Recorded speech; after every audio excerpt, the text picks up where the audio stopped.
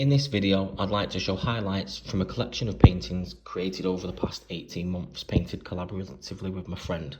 I'd like to talk briefly about the context and conversations surrounding the paintings, look at some visual links of the inspiration for the works, and show some of my research as I consider what I will produce for the end of the academic year. The first two paintings are smaller commissions. This one for Heineken's office, depicting when the Dutch king came to Moss Side in Manchester. This one is up on the wall in Barclays on Market Street in Manchester. Both painted at the studio on 3 8x4 sheets of marine ply. Collyhurst in North Manchester is going through a period of gentrification.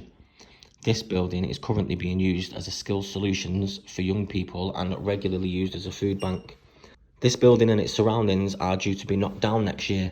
The ephemeral nature of the painting makes the video and other documentation in a way more important than the mural itself. St Helens train station.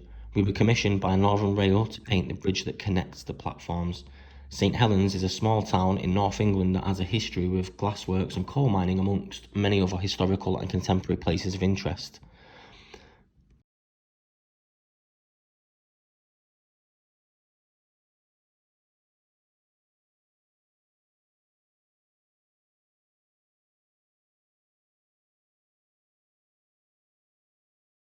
We look to the city itself as inspiration, the colours, the architecture, and also the people of the city.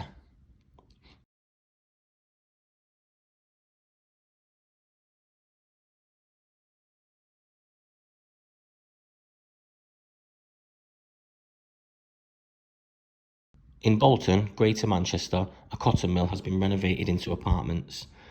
We depicted a lot of historic content of the building, the mill workers and the machinery. Today, Bolton is a very multicultural town, so the L.S. Lowry-inspired skyline shows the minarets of mosques and other religious buildings. The sepia-coloured Union Jack subtly represents this cultural shift. No matter the scale of the work, there are some clear visual threads in the compositions. Owen Hatherley has put it, the messy vitality of murals spoke far more of the possibilities in urban life than the sculpture groups of post-war modernism. For my research paper, I'm going to look deeper into this relationship. Here are some examples of the murals that Owen was speaking about.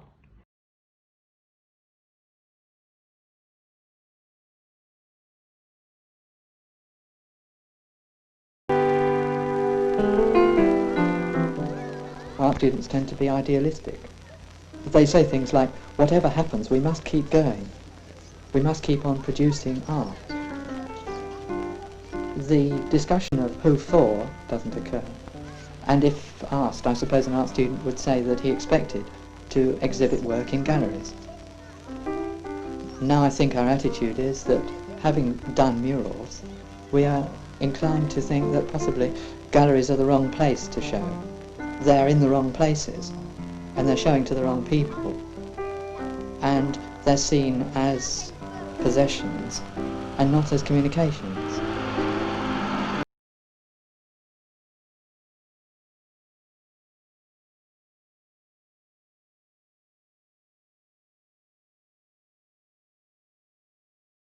Cable Street was the scene of an incredibly brutal battle between the immigrant population of East London at the time against the police and Oswald Mosley's fascist black shirts.